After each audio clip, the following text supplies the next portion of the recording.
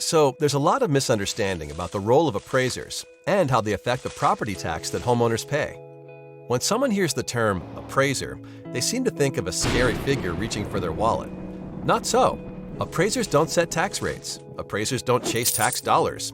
An appraiser is interested in fairly determining property values, and they take great pride in it.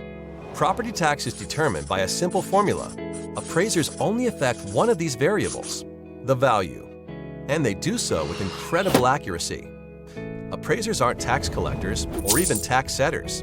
They're just fellow taxpayers, and their primary goal is to make everything fair and equitable. Imagine that you are in a restaurant with two friends. One orders a hot dog, one a plate of caviar, and you order a steak. The waiter comes to the table with a total bill of $100, but he doesn't know how much each of you should pay. If everyone paid the same amount, the guy who ordered caviar might be happy. But what about the guy who ordered a hot dog? Enter appraisers. The food is your property. Just like these meals, some people's property is worth more than others. And it's the appraiser's job to determine how much each property is worth. That's it. So, in the same way the value of these menu items would need to be determined, an appraiser places values on properties to ensure fairness and equity. After the appraiser determines the value of each property, local governing bodies will set their budgets for the coming year. They set the tax rate in order to produce the dollars needed for their budgets. The value of a property does not affect the amount of property tax needed. The sum total of all these budgets is a set number that has to be divided up among all the property owners.